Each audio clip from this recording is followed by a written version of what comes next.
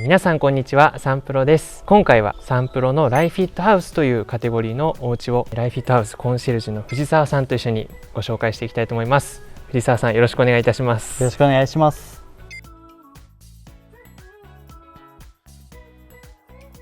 白い外観ですよね。こちらはですね、東側道路になっておりまして、アクセントサイディングとしまして金属のサイディングを東側のみ使用させていただいております。なるほど、正面だけ材質を変えて質感を変えてるんですね。やっぱりファサードはかっこよくっていうのを大事にして変えられてるということですね。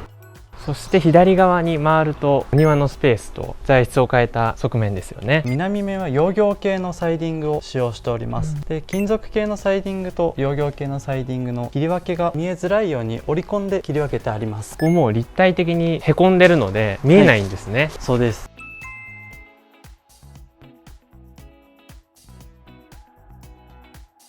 北側のお家の日差しを遮らないように近隣の方にも配慮した屋根の形状になっております。例えばこれ片流れで作ったとすると、隣のお家に入る影の量が多くなるっていうことですよね。そうなります。近隣の方との交友関係というところでも配慮しております。こちら段差になっていて、どういったものを使われてるんですか？リクシュルのアレスというタイルを使用しております。で、少し敷地が傾斜になっているんですけれども、その傾斜のところに合わせて段差を3段で作っております。アイアンの手すりもかっこいいですよね。そうですね、こちらもやはりファサードという外観の顔の部分も意識して鉄骨の手すりを使用させていただいております。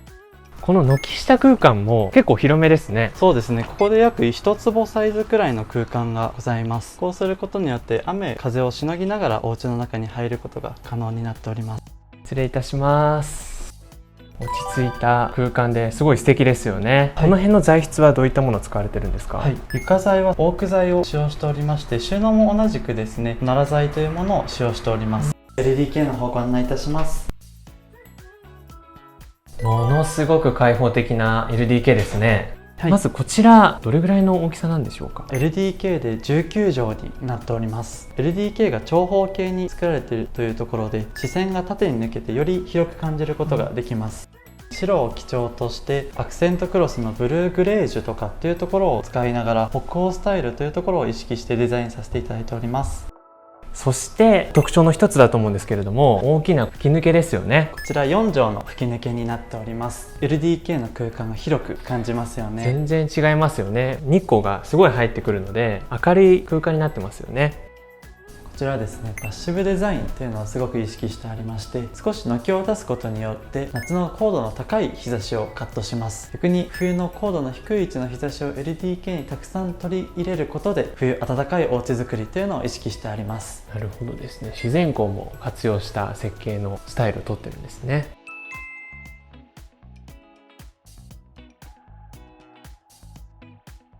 床材はオーク材を使用しております。これ玄関から続いてたのと一緒ですよね。はい、一緒です。綺麗な色合いしてますよね。部屋の雰囲気と北欧スタイルというところに合わせたお色になっております。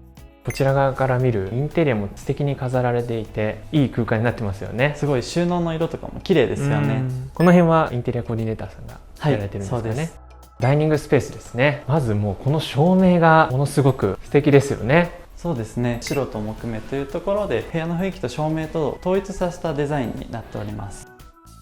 キッチンの方に行きたいと思います。キッチンはリクシュルさんのものを使用させていただいております。お部屋全体のトーンとも一緒ですよね。そうですね、この後ろのカップボードっていう収納なんですけれども、上と横に床と同じような材を貼ることによって部屋と統一した雰囲気を演出しております。で、その下は既製品のものを。そうですね、リクシュルさんのものになります。その上の棚の部分ですね。こちらも素敵で可愛らしいですよね。見せる収納としてよく使われるものになります。北欧スタイルということで白がすごいいいですよね。そうですね、アクセントクロスとも色があって綺麗ですよね。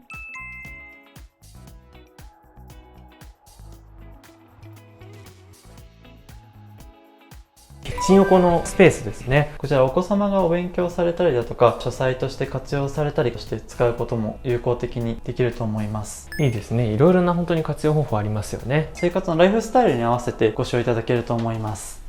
ロールスクリーンもちょっと変わってますよね。そうですね、お隣にすぐ建物があるんですけれども、日の光を程よく取り入れて書斎を有効的に使うようなロールスクリーンをお選びさせていただきました。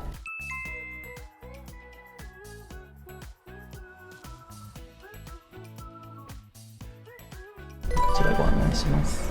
こちら3畳の洗面脱衣室になっております。こちらも本当にお部屋の雰囲気壊さない同じようなトーンで作られてますね。そうですね、こちらも白を基調としてさらに明るい木目を使用することによって北欧スタイルというところを意識してあります。床材もリビングとは変えてますよね。そうですね、こちらやっぱり水回りというところで水に強いクッションフロアという素材を使用しております。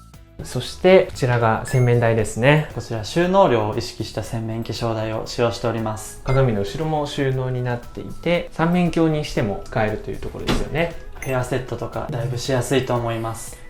こちらは3畳と洗面脱衣室ゆったりと作っておりますので、タオルだったりだとかご家族それぞれの収納としてお使いいただけるような空間になっております。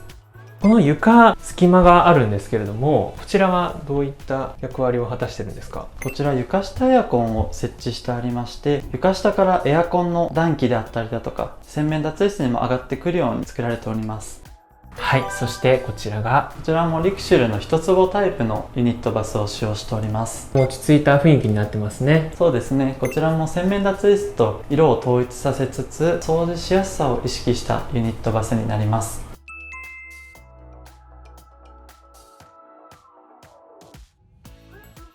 キッチン横のこちらの部分なんですけれども、いろいろなスイッチが集約されてますよね。こちらニッチというところでですね、エアコン、インターホン、給湯設備、照明のスイッチをまとめてあります。こうすることによって一番人通りが多い通路になるんですけれども、スイッチに当たらずに皆さんがお使いいただけるような工夫になっております。細かいところまですごい設計がこだわられてるんですね。ありがとうございます。収納になっております。お手洗いの近くというところで日用品とかを収納できるようにですね、余すとこなく収納も作らせていただいております。お掃除用具なんかも余裕で入りますよね。そうですね、きちっと入ります。右側の扉ですね。お手洗いですね。アクセントクロスも可愛らしいですね。綺麗ですよね。あとタオル掛けとか紙巻き機にもこだわらせていただいております。それではお2階の方に行きたいと思います。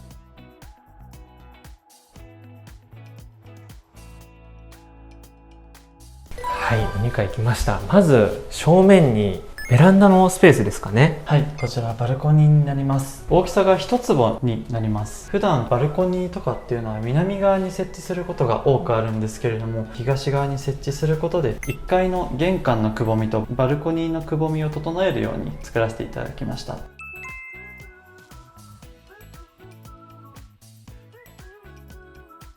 そして右側のこちらですね。先ほど1階から見えていた吹き抜けのところですよね。そうですね。それではまず右側に見えているお部屋から行きたいと思います。こちらお子さんのお部屋ですかね。そうですね、こちら9畳一間で真ん中で仕切ることも可能になっております。なるほど、これ2部屋想定されたようなお部屋の作りになってるんですね。やはりお子様が小さいうちはご家族皆さん1部屋で過ごされるという方が多くいらっしゃいまして、お子様が大きくなったタイミングで部屋を仕切ってお子様の部屋をそれぞれに作り、ご夫婦も寝室に移動するという風なライフスタイルに合わせてお使いいただけるような空間になっております。もう本当にここで区切るっていうことですよね。はい、そうです。区切りますと 4.5 畳ずつのお部屋が1つずつできます。いいですね。またこの1部屋大きい部屋だと全然違う使い方もできますもんね。そうですね、お子様の遊び場としても使うことができると思います。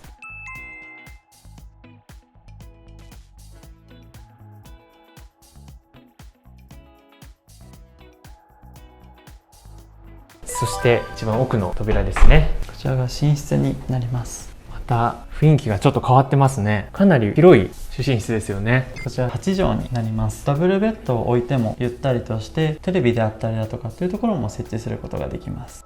そして主寝室は間接照明使われてるんですね。そうですね、間接照明を使うことによってより落ち着いた空間を演出させていただきました。主寝室にはウォークインクローゼットもあるんですね。こちら 2.5 畳のウォークインクローゼットになります。いいですね。両サイドで使い分けたり、そんな使い方もできますよね。